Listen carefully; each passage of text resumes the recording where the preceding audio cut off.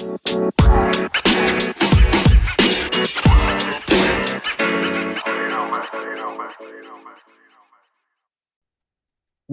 to the Take Podcast with your hosts, Sean D. James, Prince Akeem. and here we seek the news that isn't considered popular or relevant enough in today's media landscape, and some things that are. World news and topics from all continents, even Antarctica, ranging from environmental, culture, politics, history, and economics. With that being said, enjoy, and please feel free to keep this an interactive experience. All right, King, Prince, how's things going with you, man? Good brother, good brother. I got my juice. What kind of juice you got today, man? Hey man, I can't let the listeners know. They gotta find out later on in the future podcast what kind of juice I drink. But every morning before I get up, I gotta drink my special juice. Starts my day off right. I feel you on that, man. I can't complain over here. Everything's going pretty good. True. That's good. That's good, man. What we talking about today, Sean? What we talking about? I believe you said you had wanted to touch on the incident that took place in Buffalo, New York. Yo, man, I'm telling you that incident was insane, bro. Like, rest in peace to all the people that lost their lives during that shooting. Um, they literally, I saw on Instagram yesterday. They actually showed like the victims. It was all old people too. Well, older people look like ranging from like their mid 50s, like 50s, 60s, and yeah, I saw the names and I was like, it was kind of a surreal moment. I'm like, yo, this really just happened, and yeah, I'll talk more about it. I saw the video actually. Like this guy, this guy at my job has the video of what happened, and it was like literally. All right, listeners, if you ever heard of Call of Duty or seen Call of Duty, it literally was like the exact same thing. Like he literally just drove up to the supermarket with the GoPro on and just hopped out and just shot the first person he saw. And like literally like he's shooting like it's a video game. And I'm like, yo, I'm even thinking about it right now. I'm like, yo, you serious? First of all, and this conversation has been hot lately because I've been talking to everybody about it. My personal view is I feel like it's a setup because it just with the climate of like the racial war going on, it was getting a little cold. You know, with the after the whole George Floyd and the police brutality, everything was calming down, and then all of a sudden, boom, a young white supremacist comes from PA all the way to Buffalo, New York, to literally shoot at random people. And I'm telling people, I'm like, yo, that doesn't make any sense to me. Because one, how did he know police wasn't there? Two, how did he know which supermarket to hit at what time? Three, okay, like, all right, I understand, in PA, different gun laws, you can have a weapon. How did he know he wasn't going to die that day? Like, did he come with that mindset that he was going to die, or that he was going to get locked up? Because the way he was moving in the video was like, all right, yeah, I'm gonna do this, or I'm gonna do this action, and I'm just gonna get locked up. But I'm like, it's a setup because I feel like it just makes sense in the narrative. It fits the narrative so perfectly. White guy shoots black all black people, and it's very upsetting. It's very disturbing, and it was a black security guard too that actually tried to stop him, but he got killed as well. And a lot of people were coming up to me with like, hey, it's so funny how he didn't get killed. they de-escalated the situation. And I'm like, yeah, this situation was up there. Like you came to a supermarket with an AR, literally killing people. Like he's shooting the body and he's making sure that they're dead. Like it's not no shoot and then walk off. It's like shoot, look to see if they're still alive. Oh, he's breathing, boom, boom, boom. And the cops come and de-escalate the situation. And it's like, wow. And he's eight. Wait, he's 18 years old. And I'm like, okay, so there's. I would do my criminal investigation and find out exactly what happened, but I mean, just obvious to see. Like in my point of view, it just I feel like it's a setup. I don't know what you think about that, Sean. I mean, when I heard about it, I didn't follow anything.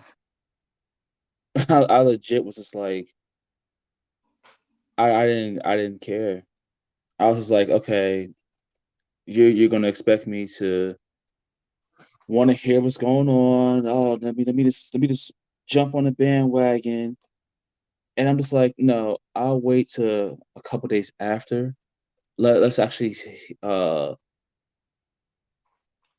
have some details on the situation. Because that's the one thing I hate when something happens and everybody's just like, oh, this what happened, blah blah blah blah blah. No, no, no. It's like, no, no, where's the can you provide the the actual truth with this shit? Like what went down? That's the one thing that gets me.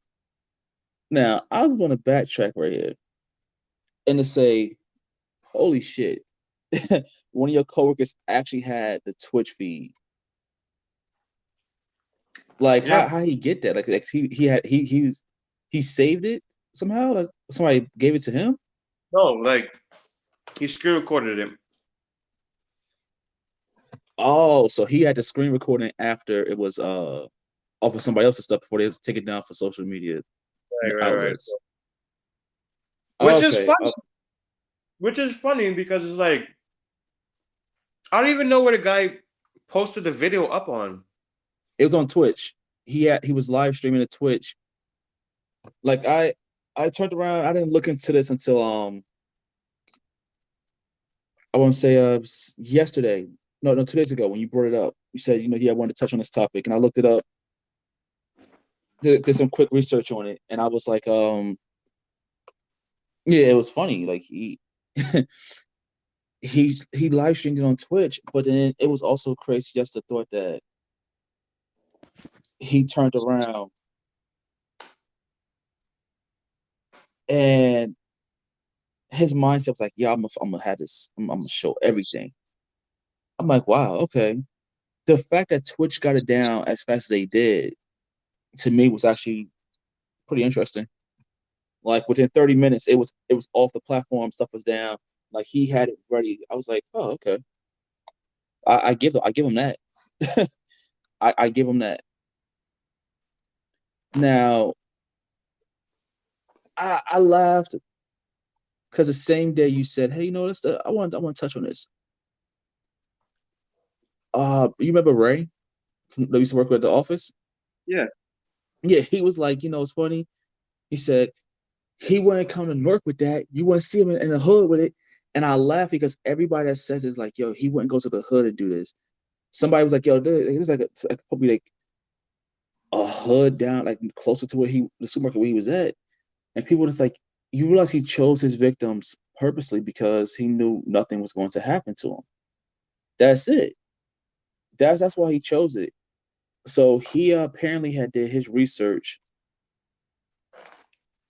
and he had the times of the day where it was most busy, where people tend to actually being able to highest concentration of black people actually be at this location. And I was just like, really? Like you actually look that stuff up so you can go kill some people. All right, fine. So it's like this kid, he had this planned out. He was staking it out. This was a part of his plan to get this done. All right. I think what got me was I can agree with you on the the concept of like how almost like some stage type of thing. Like, oh, things died down. We need something new. I don't. It's funny because I don't have that concept necessarily as much as it's just portrayed in that manner. Because this kid gets out, goes in there, shoots them, but when they go in his car, he has 180-page manifesto with detailed information about why he did what he did.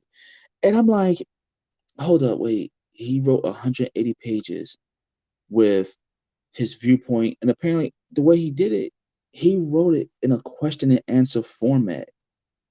So, whatever kind of question you had to want to understand why he did what he did, he already had the answer in there for you. He then highlighted that it was another mass shooting that inspired him to do this. Then he turns around and talks about how he was radicalized, and he at the age of 12 is when he turned around, and that's when he, you know, his hatred began, and racial slurs and just the slurs about people like being Jewish and homophobic, this and that. He even had apparently they had to notify towns in Jersey because he had Jersey City.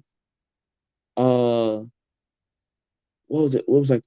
I think it was Jersey City, Toms River, and the other one was Lakewood. I mean, yeah, Lakewood. Talking about them, and it was like, oh, they had high concentrations of Jews that he wanted to take out as well. And I'm like, okay, so this isn't some random thing, yet can we just address the fact that this kid, you know,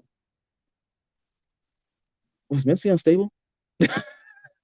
Like, can we address that right there? Like this was a very mentally unstable individual for one. And then two, I laugh because the media just went wild with it. Of course, I if it bleeds, it leads. and it gets me because I mess with an old boy on YouTube that for the 2A rights, Coleon Noir, and he really put it plain and simple. Like, yo, this kid simply wanted the attention. He wanted the Yeah, infamy. I was He just gonna say knew that. he knew what was going to go down. Like, oh, I'm good. Ain't nothing going to happen to me. I'm gonna go do this. I know there's nobody that's going to be able to shoot back at me, and he states it in the manifesto. And it's an his 180-page personally handwritten book. Like, yo, this is what's going on. And I found it funny because while they're sitting here saying this stuff, you had a citizen who literally said, it's not the tool that's the problem, it's the person using the tool. So he literally highlighted, this is tragic, but at the end of the day, it's not the gun that killed these people. It was this crazy white boy. Like that's who did it. And I Right. I just found that funny because then you'll have the mayor of Buffalo who's talking about, oh, the guns are the problem. Then you have the governor of New York and she's like, oh, the guns are the problem. Then the mayor of New York City, Mayor Adams, is talking about, oh, they have I believe it's a bill set to pass for concealed concealed carry permits. And it's like, nah, we can't do that. If we do it, things are gonna be so wild in New York. Yeah, if people actually had, you know, a gun, they could have defended themselves in this Right. situation. But they can't have that. And that's where politics play a big factor into it because we the government doesn't want it's enabling people, as in they want you to rely on the police. They want you to rely on them. Even if it inconvenience you, it won't inconvenience them. It will inconvenience them if they because they know if they get up and do some bullshit, people are gonna be like, hey, no, no, no, stop that. And then if you come with your guns, I got guns too. But in the same way how the guy got up and he shot at innocent people and they just got shot, and the guy who was in control is the one with the gun. So if whoever has the guns are in control, if I'm in control, I'm not giving you guns. I'm not giving you permission to hold guns because I want to stay in control. I whatever, because if push comes to shove and I want to force you to do something, throw politics away, throw religion out the window. I have the guns, so either way, you're doing it, or you're not going to be alive anymore. It's basic fear tactic. It's basic fear. Like, all right, you care for your life, you don't want to lose it. All right, do what I say. It's easy fear tactics. That's what's been done. And for our listeners, Ray, we actually worked with Ray. He's a shout out to Ray. We actually worked for Verizon Fios. Me and Sean used to do door-to-door marketing. So if you want to know, you're going to hear more about Ray, aka Raymundo. But yeah, so I said the same thing. I'm like, listen, he wouldn't. I'm like, when he said Jersey City, I'm like, okay, there's some parts in Jersey City where killing is a regular. Like literally, like what on MLK, Jersey City, New Jersey, by the way. Where Martin Luther King Boulevard, Jackson, Ocean Avenue. Like people from Jersey City, they know. Like he's not coming over there. He's not coming over there and just shooting random black people, because literally, I know for a fact that's not that. I can't fathom that, because the first gunshot, everybody's pulling out their guns because they want to know who's that. And if they see a white, especially if they see a white guy, they're going to defend their block. They're defending their block every day. No one is defending a supermarket every day. Like, okay, you got a security guard. And that's another thing too. Security guards, some of these security guards are not armed. I used to say this all the time. I'm like, yo, you're a security guard with no firearm. You're just, who are you protecting? Most of these jobs don't have armed security. So that is like, true. But in this situation, the security guard actually was armed though. That's what made it crazy, because that's why he tried to actually stop him. Right. And he died. So the kid was to me, they go, oh well, he wasn't prepared for that. No, he was prepared for that. He knew that the guard had a gun. He just was like, if I drop him, I'm good. It's gonna be golden. There was only one guard. And I mean, honestly, you can't even prep for that. Like, okay, who shoots up a random supermarket? Like nobody preps for that. That's a surprise attack. So it's like, of course that's gonna happen. What are you gonna do? You're gonna put metal detectors in the supermarket so people can feel safe. You're gonna implement that new law. You're gonna pass that bill. It's like, bro, there was no way you could have predicted that. That's like a glass falling. It's like, you can't predict that. You just sweep it up after the mess gets there. But I mean, yeah, man. I mean, even with the kid, he's saying, he had all this in his. I feel like. So what about his parents? Like, so what? He just lived with his parents? Nobody knows his family? Like, because I know they're probably under fire right now. I know probably, like, I'm thinking about this. I'm like, okay, your son just killed how many random people? Oh, I know him. I actually know his mom. I actually know his dad. I know his cousins. I know his aunties and his uncles. And, like, that's how the world works. So it's like, are they under protective custody, or how does that go? Well, I didn't dive that deep into it. I knew he lived with his parents. People were notified about him with his issues. So there was word out there about, potentially looking out for him. I don't know who gun it was. Like, once again, I didn't deep dive into this topic, so I don't know who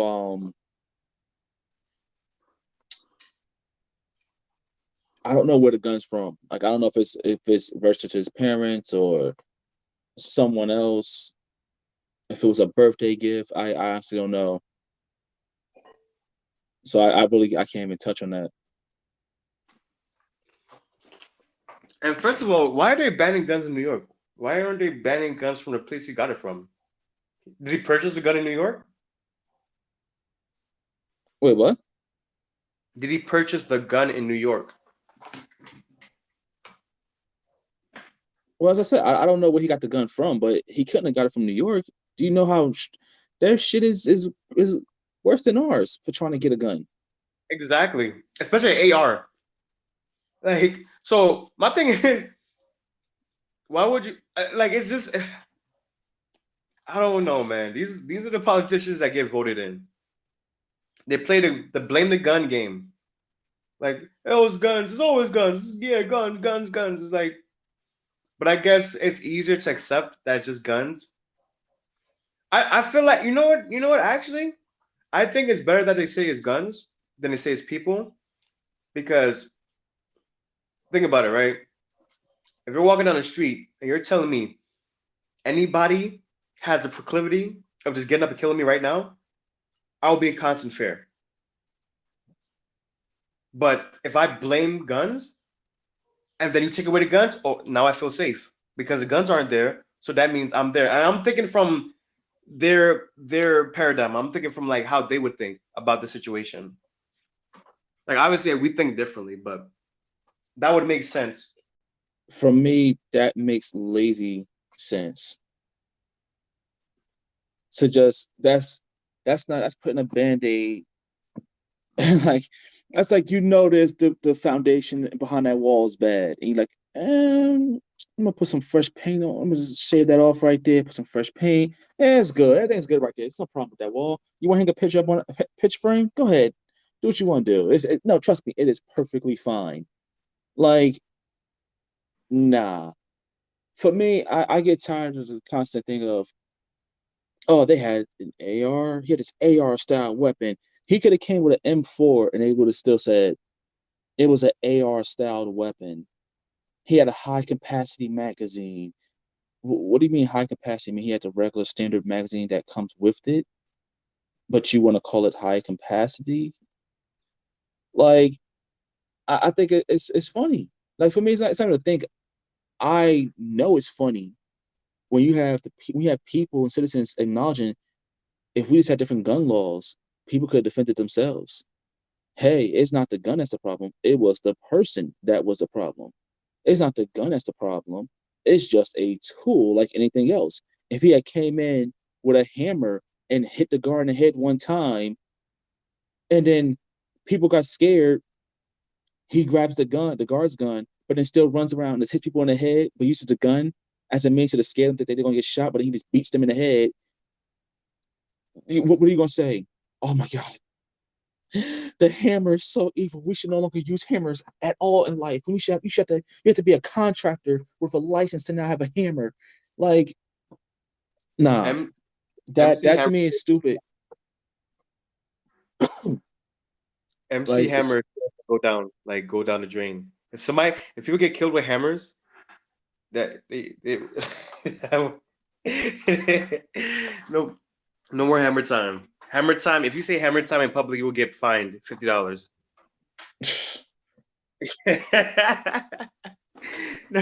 No hammer time. It's unacceptable. You can't say that.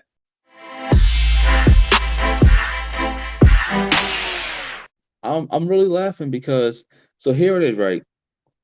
Everybody's all on this Buffalo thing. Oh, there's this shooting in Buffalo, New York, and and I'm like, okay, so the thing I'm not hearing from anybody is the same day that happened, there was another shooting in Southern California. So you don't hear nobody talking about that. And I go, well, is it because we're on the East Coast? So it's not circulating in our news? It's not circulating on a YouTube feed popping up. People over here because this is our coast. Focus on the Buffalo, New York thing. Oh well, I'm in California. Oh well, then yeah, we're gonna have that shit all over your feeds talking about the shooting in Southern California. I find that one to be more interesting and newsworthy than the Buffalo, New York one. I feel as though the Buffalo, New York one just got what it needed for the purpose of we need to turn around and do more with our laws. We need something to push the envelope here. Right. So in California, right?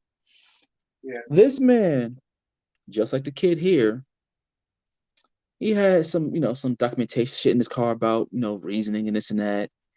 He dead just like the kid. He was staking out the place. He was in there for a minute. This man opened fire in a church, Wow. and just like in Buffalo, somebody stepped in and said, "Yo, my life isn't worth more than the lives around me. I'm gonna step up and try to save people." And the man was shot. 3 bullets killed him. So the man that tried to stop the shooter was a 52-year-old doctor, and he did his best, man. He did his best, but he took two to the chest. Now, I mean, a three. No, it was three. Now, what got me was the shooter. this this is what gets me like, hold up, break this down for me right quick. We have an 18-year-old kid in Buffalo. Now, you said he had a GoPro on. He hopped out the car. I believe he had like a bulletproof vest on. He was ready to Right. look like he was prepared and ready for some action. This dude, 68-year-old David Wenwei Chow from Las Vegas,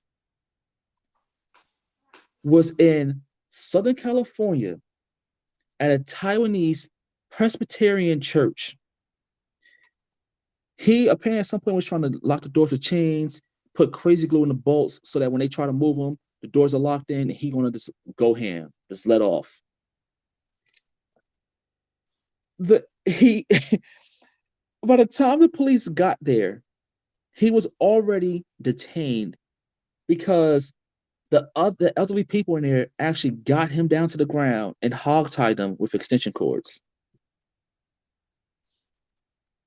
So while I'm waiting for the police to come save me in New York or California with your straight gun laws, the elderly people defended themselves only because the guy that was the issue was an elderly person as well. They said it like he was startled at the fact that the 52-year-old doctor tried to stop him. But the people he killed, so while he was doing his shooting and letting off, he killed one guy, the doctor, and wounded 5 other people. Now, the people that he was aiming at were between the ages of 66 and 92. I'm like, bruh, it's another elderly situation, another easy pickings, another numbers pile up real quick, and we can use the term mass shooting. It's like, bruh, Right. define the term mass shooting for me. At what number makes it mass shooting? Is it because there's a bunch of people and it was a shooting amongst the masses? Like the term, define that term for me. Because I'm like, yo, they go, well, we think it might have been a hate crime. It's like, well, why is it a hate crime? Isn't he's Asian? So because what they're Taiwanese and he's not? Like no, he was born and raised in Thailand. They thought he was originally from China. And that's why it was a hate crime because he's one of the people who believe Taiwan, just like the United States, does not recognize them as an actual country. He's like, well, they're not an actual country. They're trying to break away from China. We need to be whole again. Then they look in his car and they're going through all this stuff. A former neighbor saw the news and was like, yeah, I know him. He was going through some hard times. His wife left him and went back to Taiwan for cancer treatment, but they was also in the middle of a divorce. They sold the building that they were living in. The new owners raised the rent so high that he couldn't afford to live there no more. So he was just going through mad hardships and shit.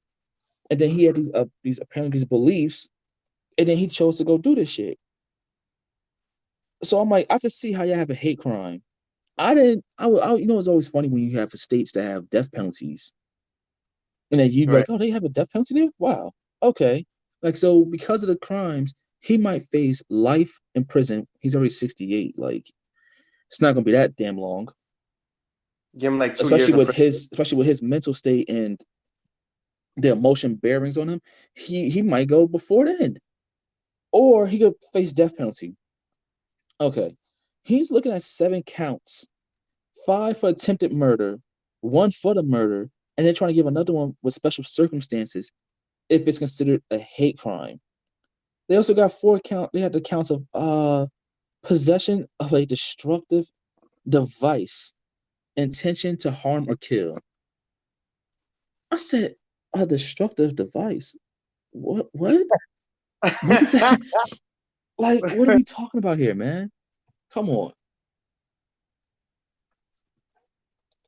So the fact that this whole thing got so much attention in New York is one of those things where it's like, guys, how about we stop giving so much attention to it? I know let's address the issue that happened. It is a sad event that took place.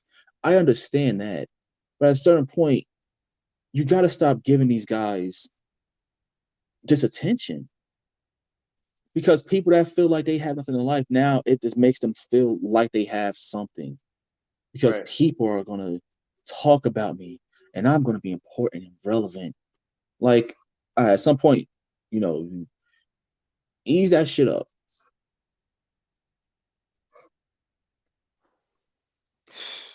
Man, that's. I mean, I think it is because it's an East Coast thing. Because we're not going to worry about like what's going on the West Coast. Like, even though I'm not saying that's not bad, that what happened, just that it's relative to where you're at. Two, I shout out to the boomers. They back in their day, they get it done. They ain't waiting for the police. They like, listen, we're gonna get this thing done right now. Um, rest in peace to the doctor that died. But yeah, it just goes back to show you that it's like why not train your people to defend themselves? Why not empower them and not try to take their power away? Because now it's like every time you take their power away, it's like that they have to wait on you. And it's like them waiting that for like 1 minute could be the longest 1 minute of their life. Yep. But man, yeah, I mean, and I'm not gonna say it's not gonna happen again because it's life and there's always anomalies and variables that would cause this to happen. And that's another thing too. Like you can't even go out on like as a politician and just go out and be like, hey, this will never happen again. Like this. I mean, no, this can happen again. Can't say that. People go crazy. Oh my god, I don't feel safe.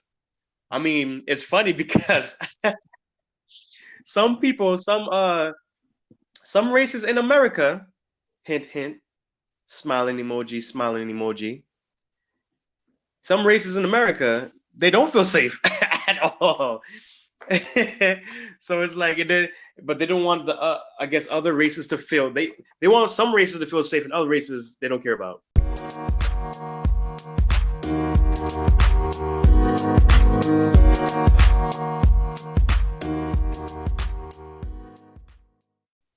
We gotta get to our next segment, right, Sean? Yeah. How we met and how that all came about. So Oh, you want to you want to start it off? yeah. I'm gonna kick that off. I'm gonna kick it this because I'm the older one, so I'm like yeah. Let me just I'll kick that off. Like 4 years, So, huh? like 4 years older than me. How old are you again? I'm 26 on the physical plane. On a spiritual plane, I'm like 26 million years old. Still And counting. I'm hold up. And I'm how much older am I? I'm 4 years older than you. Yeah. I'm 28. Wow. I'm not even in my 30s anymore. Okay. Wow. Well, Okay. I thought you were 30. Damn. I guess we had some wild times. You thought I was younger than what I was at some point. Yeah. I'm Nah, okay. 33, bro. I See, don't know. we had some wild times, and in your Sorry, head, it just you don't went. act your age. You don't act your age at all. You don't look your age, you don't act your age. Like You you're like like, a yeah, solid Sean 30. older than that. Nah, he older than that. Nah, he not older than that. He nah, wait, is he, wait, but then he what? Shit, I don't remember. Shad, you're 30. You will be 30 until I change your age. That's it. Wow. Okay. Well, we'll go with that. Sure. All right, good. So yeah, I used to be in retail, and at the time I was where was I at that point? I was at Babies R Us. Yeah, I was still working at Babies R Us, and I was looking for a new job. That's what it was. I was looking for a new job, and I was laughing. It's funny because it's like you get sucked into those sometimes. You'd be like, oh, this is an opportunity for growth, and it's like, all right, I'm out. I go to New Brunswick, and I'll go for an interview. I'm sitting there, I'm like, oh, it's this office. Got your two secretaries here.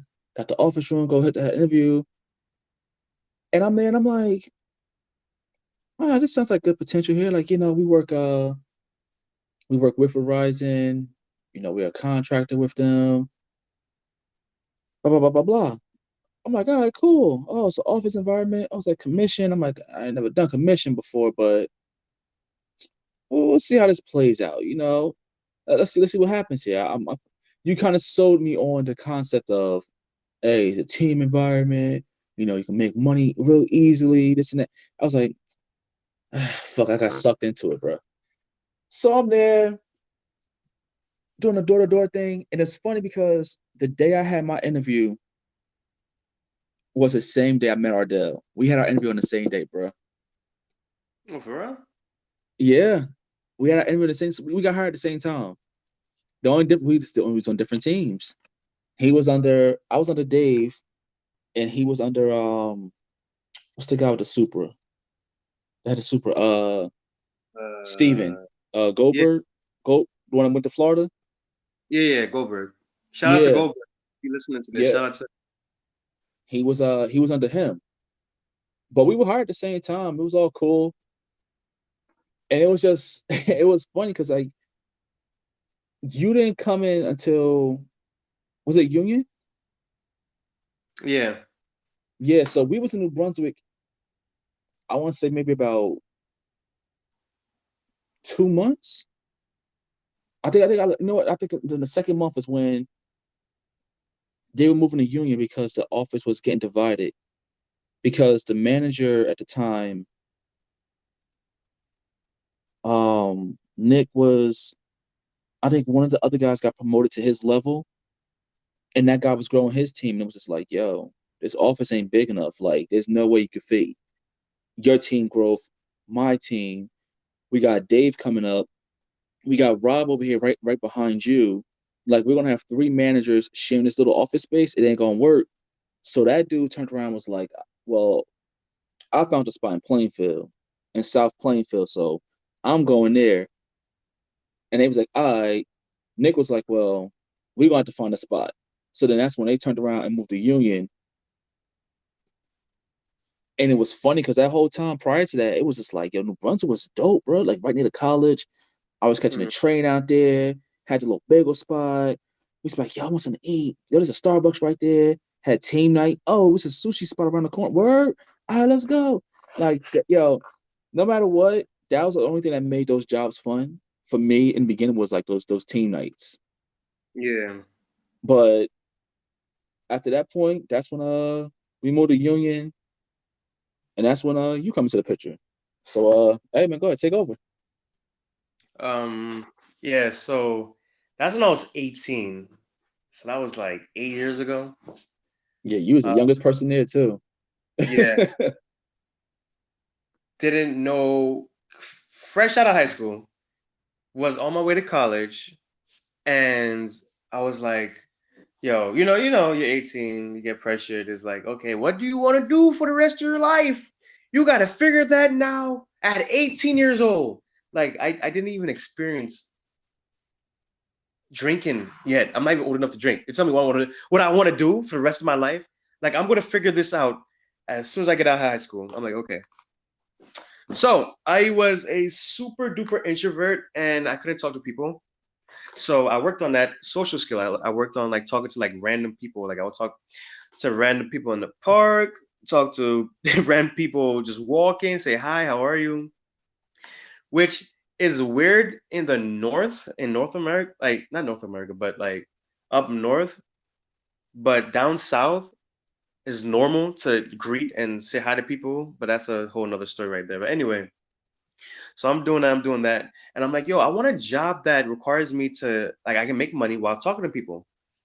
So I went on Indeed, and literally, when I mean it took me like probably like 2 3 months to get a job because oh man, it's like when you get your first. This will be my first ever job, like legally, legally, as in like on paper or whatever. All the other jobs, like if I was working in a restaurant or like I'll help like move furniture or whatever. Yeah, but this is my first job, and I'm like, okay, sales requires me to just talk to people and make money. I'm like, all right, cool. So then I applied to this job. I got it. I was so scared. I had put on a suit and tie for the interview, Oh and I'm yeah. Yeah, yeah, that was their dress code. You gotta right, come, everybody come dress professional. You want to walk in professional, leave professional. But right. when it's This time to go in the field, oh, that's on you. You wanna wear the suit on the field. I mean, I wouldn't recommend it. Might get hot, you know. Just switch to a pair of some some khakis, some cargo shorts, something like that, with a oh no polo, no like no. a red We, shirt. we professional Rep, everywhere we go, Sean. Listen, represent we suit and represent tie. Verizon. Verizon Files, customer service representative. I'll never forget that. That was door to door. So if anybody, shout out to all my door to door salesmen who's still out there in the field getting it. But we was out here. It could be rain, sleet, snow. You buying Files. You buying this cable with the internet, with the phone, and you don't got to use the phone. You can just use the internet and the cable. You getting So this triple play. No matter get what, you getting this triple play plan. that's what triple play like. Yo man, that's triple play is you get cable, internet, and phone for a deal. So I was like, when I first came there, they told me about it. I'm like, all right, cool. And it's like, yeah, 100% commission. I'm like, what does that mean? That means if you don't make a sale, you don't get no money. I'm like, okay. I'm 18. I don't even know what I just said okay to. I'm like, so it's Yeah, just see, like, okay, I'm cool with that. No problem. Like, I'm get paid. It's cool. It's cool. I'm Do, like, do I really want to think that's cool? I don't think that's cool. I should probably say no.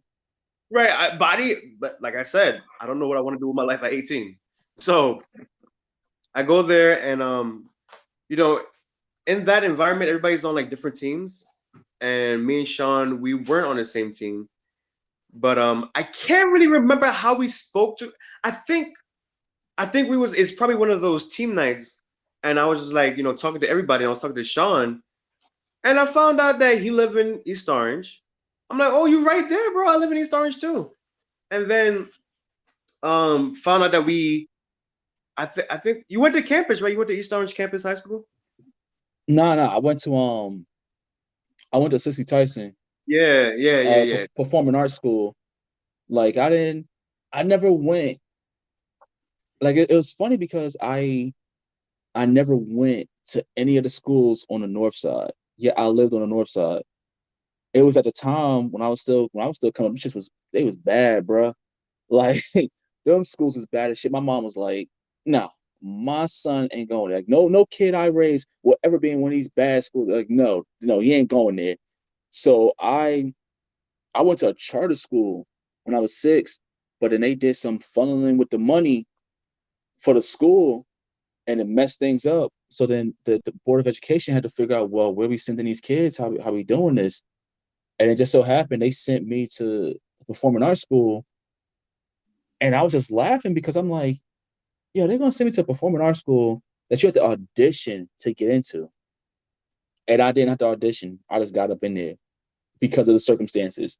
I was like, wow, well, this is gonna be hilarious for anybody that try to get in here and they can't get in. So I was at Sissy Tyson from middle school to high school. Like the campus, bro, when that school first opened, yo, talking about the fights, the gang fights, like they separated. The people don't understand. This school used to be called. It used to go by a different name. It was I think I think because they had the campus, which was 10th, 11, and 12, and then they had campus 9 for just a freshman. Like, Yeah. why do you have a school just for freshmen? What the hell? And it was just like, oh yeah, it's like an introduction for them, whatever. So the gang fights was ridiculous because it was you didn't really have no Crips in East Orange. You had I think you had like Hoover on Park Ave in that one complex. That's it. In that one little project section right there, you had Hoover, but you had no Crips. So you had nothing but Bloods against Bloods. So you literally had South Side motherfuckers talking about yo, they Elmwood, they Brookwood, Westwood, y'all murder, 1-5 Gunner, G Sean, what up? And then they'll go to the north side, and then you got Brim, and you got Queen Street. But then the Haitians, like the Haitian outlaws, the Jamaicans, will be getting into it. Outlaws. Yo, the Dominicans, like the Latin Kings that went there, they never had no problems because they kept to themselves, kept their head down with their shit. So you never heard about no Latin King shit that was going on up in there. None of the Hispanic. You never heard about none of the Hispanic shit. All you heard about the Caribbeans and Bloods. That's it. Yeah. Like they was like that was a bro. You was a troop right there because them buses, them school like they're not even school buses. It's the public bus system. Would have like 3 buses, like hop on a 94 from their school all the way to the south side. And if you didn't catch the bus, you walking. It's like, Right. bro, you had to walk like 10, 15 blocks. Like you was walking from the north side back to the south side. Like, yo, them fights was happening all over the place. I was like, I knew nothing about that shit. I was like, bro, I knew nothing about it because I wasn't in that environment. Yeah, and so when Sean said you know he knew about that lifestyle because I went to campus. I went to campus 9 in ninth grade, and my high school I went to campus high. So that's how me and Sean we that just right there we just bonded from there. And then I think it got solidified when we found out we had the same birthday, March 4th. When he's Yeah, that was a funny one. I was like, Like, when wait, your what? birthday is March 4th. We got the same birthday? Oh shit. I was like, pull out your ID. I had to ID him. I was like, yo, pull out your ID. License and registration. Let me see. Let me identify you. We looking at each other's IDs like, yo, I think that's the best thing ever. Like when somebody said they got your same birthday and it's so unbelievable that you gotta ID them and they pull out the ID and you're like, oh snap, like what we gotta say. And then after that, it was just and you know what, too? We took the bus together. I remember. Now I remember we used to take the bus to work. And like Yup. coming to work, I think I would see him, or he might get a ride or something like that. But I know like coming home, I would we would ride together and then obviously we would talk. Yeah, it was me, you, and Lindley. Yup. Because we all lived in East Orange. So we all would just sit down and talk and whatnot. I think he used to get off before us. At one point, I think he wasn't in Yeah. East Orange, and then he I think it was moved back into Irvington. He was in Irvington. Irvington. Nah, Yeah. I think no, he was in Irvington. And then right, because Irvington, and then it will be me, because I think you lived on the north side and I was on the south side. Yeah. So I would come off before you. So like, yeah. So and when we're taking the bus, I would see you first, and then we would see you Lindley, and then we would all go to work. So Yup. that's how our friendship got solidified. And then after that, we just yeah, we just after that just story just continues. Like we just we moved like to a different office in Hoboken, New Jersey, which is one of the greatest cities in New Jersey, in my opinion. And we was working. Now, hold on. Before you even continue with that, you gotta address that. You gotta address the real truth behind the story behind that one. What? You can't glaze over that. We What moved to you Hoboken. Oh, why'd you guys move to Hoboken? talking? Oh, well, that's an interesting one, seeing as you know, the manager. Wait. I think that's for the Patreons, man. That's for the Patreon. Come on, but That's for the that Patreon. one right there, that one can be told. Now we can discuss us that happened for the Patreon, but the move is come on. It's a short window. Poor management. I'll just keep it at that. Poor management. Poor management. The guy Okay. dropped the ball. He dropped the potato salad at Thanksgiving. He dropped the yam. He dropped the turkey, Sean. It was Thanksgiving dinner. The guy was walking to the dinner table. He dropped the turkey. He messed up Thanksgiving for everybody. Okay. You know what? We'll cover him. We'll cover management. That's how we're gonna do that. We're Oh gonna yeah, cover the management, and that will be posted on a Patreon. definitely. Because That'll be posted on a Patreon for people that's on a Patreon. No matter the tier, you already know you'll have the early access once it's available. So you're gonna hear that story. That's gonna be interesting with management. yo. If we could get the guys from the old office to jump on that school, oh my god, that would just solidify that story. You know what's so funny? That would be like we have so much stories from like doing sales that and like you wouldn't believe it. So it's like it would be good to have like get like more credibility and be like, yo, man, you gotta jump on this, bro. Like, oh, is Ardell still doing the podcast? I don't even know. Like, I'm not on Facebook no more. I got rid of my Facebook. So last I saw before I got rid of it, he was he he moved from Gainesville to Tampa, Florida. Like you already know, he was always repping where he was from. He loved his shit. Like he's like, yo, small town set. That was his thing. Like he always rep Gainesville. So like when I saw he said he was moving, yo, people was in shock. Like, what? You leaving? What you talking about? You leaving? Oh my god, this guy. I was like, damn. That shows right there. Man, I ain't gonna lie, yo. Them guys for the office, man, I miss them, bro. Like, honestly, from that, they actually made me who I am today. Like, literally, like I will never forget. Like this guy, like every single one of them. Like, I have a story for each one. Like Steven Goldberg, I will never forget. He taught me to never give up. I swear to God, and I never. It's like it's something that you have to see to believe it. So I remember I wasn't making sales like that, doing like door to door, and I was like, I would get so sad and depressed and like, dang, I'm not good at this. Da, da, da. So he would ask me what's going on, and I'm like, yo, I don't know, man. Like I'm trying to sell, but nobody's home. Nobody wants to buy. Nobody has money. Like I don't know what's going on.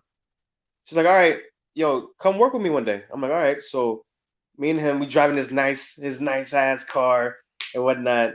To me, Goldberg was rich. Like in my head, Goldberg was just like this perfect alpha male, like literally, yo, picture like this Italian mob boss, like like this, like the son or the nephew of a mob boss, and like he's everything. He's like like just his swagger, his demeanor, everything, the way he talks, everything. So I really looked up to him, Yo, no and lie. I used to question it myself. I was like, yo, does Goldberg got money?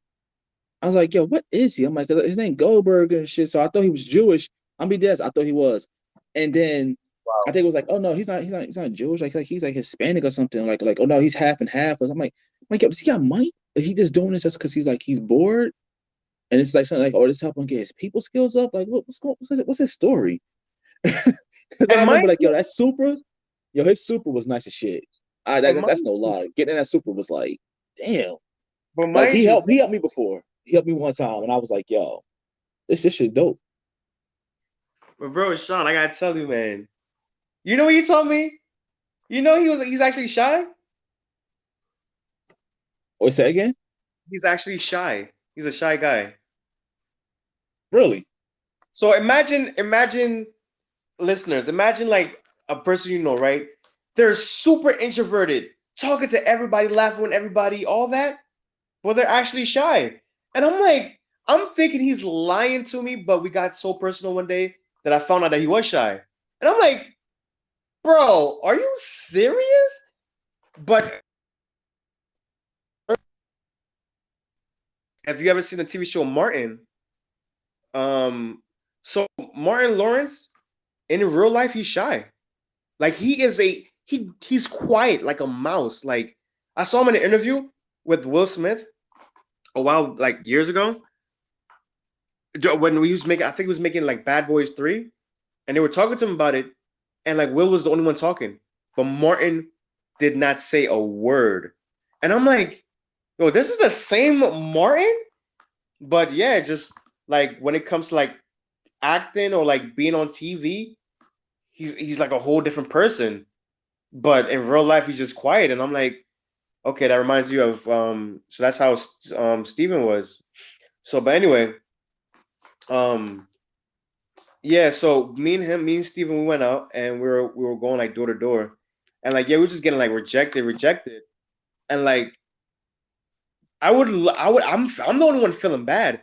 I'm looking on his face and he's just like whistling and laughing. And I'm looking at him and I'm like, yo, don't you feel bad? Like I'm saying this in my head. I'm like, don't you get hurt because you got rejected? And it's like water off a duck's back. And we're going to door, like for the whole day. We're not getting no sales. And I'm like, yo, you're not discouraged. You're not. He's like, no, this is a part of it. And I'm like, what? I'm like, and he was showing me what success was. And I'm so appreciative of that because he was just showing me like, even though you get rejected, even though you face all these things in life, as a man, you just gotta like, you can't let it get to you. And we kept on going and going and going, just rejection after rejection after rejection. Or some people won't get home. And at that point, I'm like, yo, bro, how are you doing this? Like you literally are not upset at all. And he's just like, yo, man, it's just used to rejection. It's just I don't feel anything. And I wish I was taking notes at that time, but I'll never forget that. And then we went to a door, and then we got a sale. And I'm looking at him, and he's still same demeanor. And he showed me like, yeah, I told you. That's how it is. That's how success is. Like you just rejection after rejection after rejection, loss after loss after loss.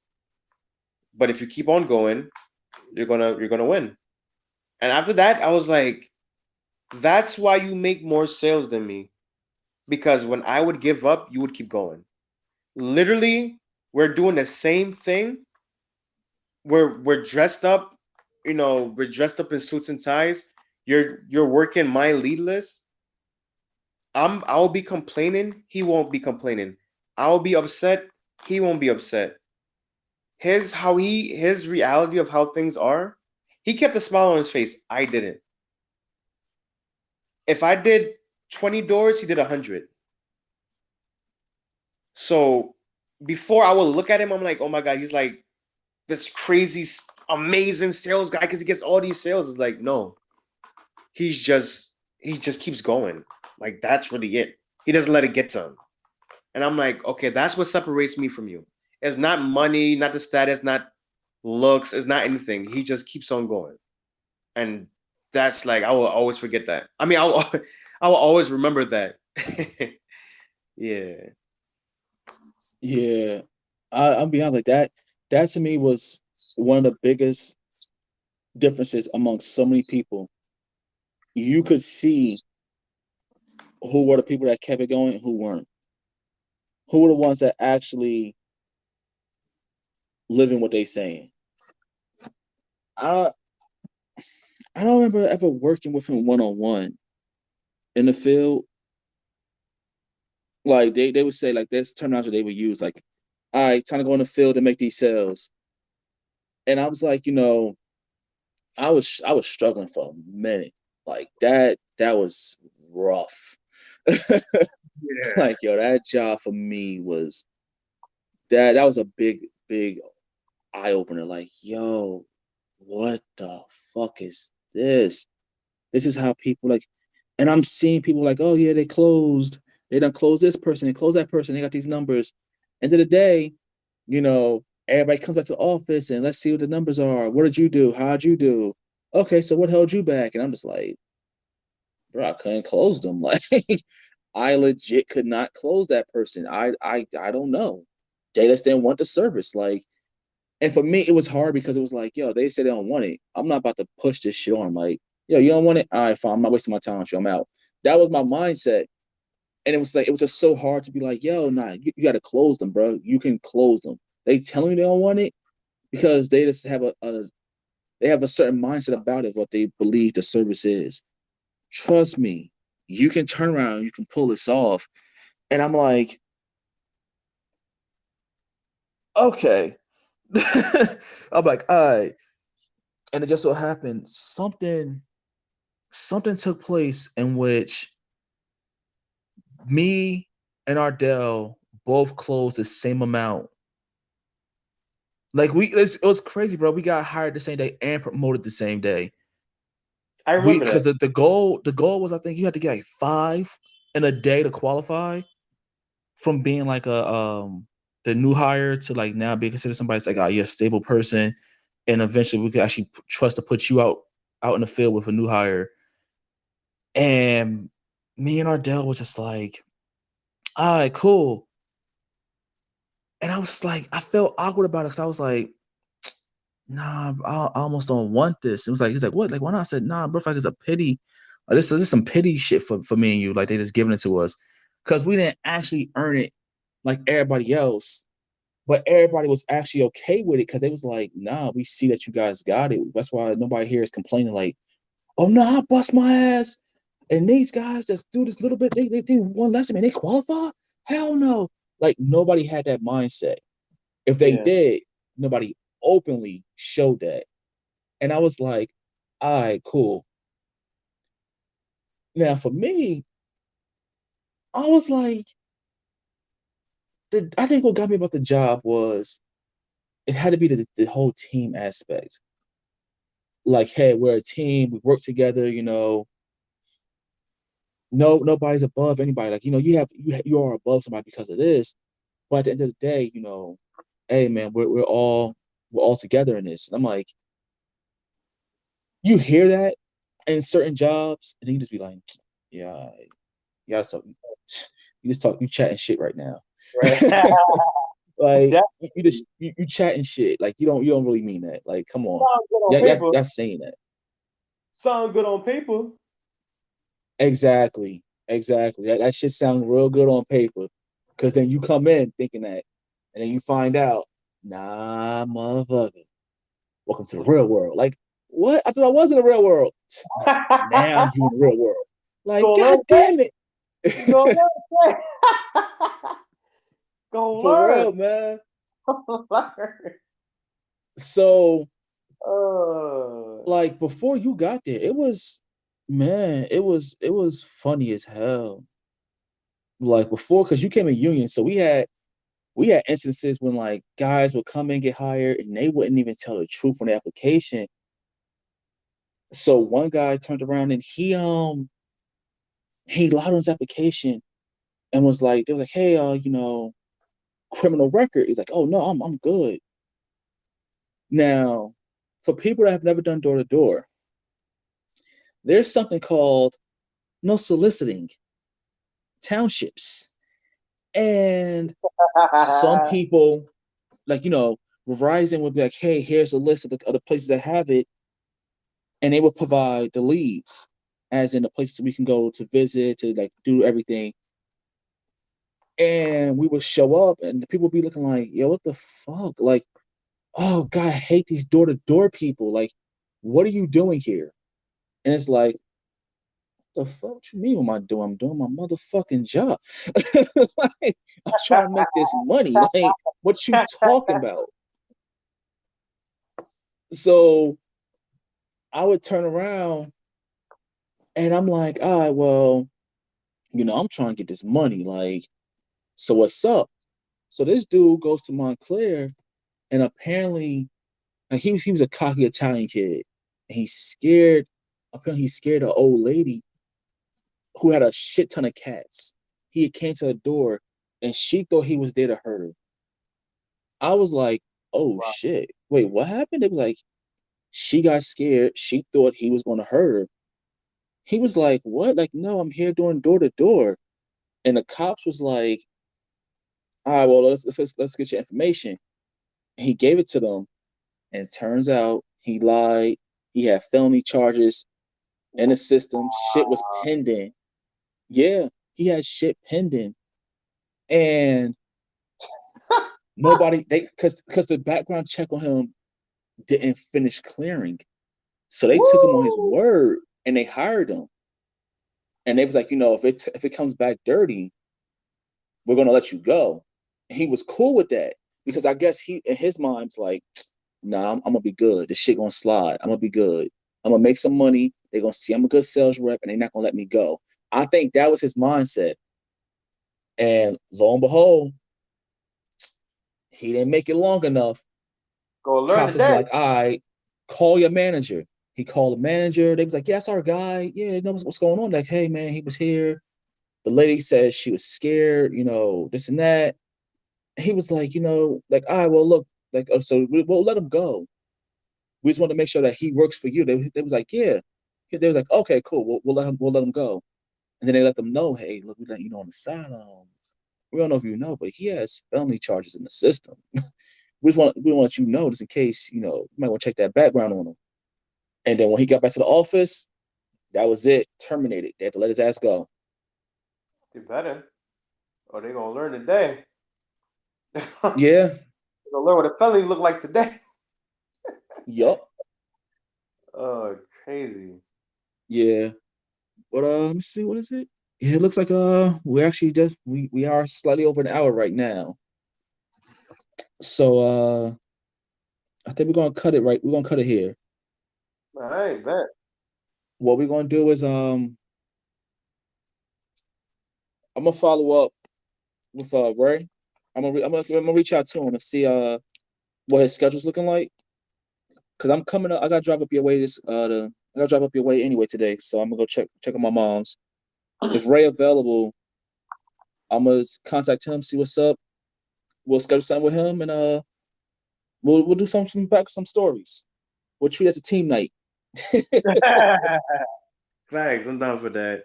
All right, I'm gonna go and edit this podcast real quick.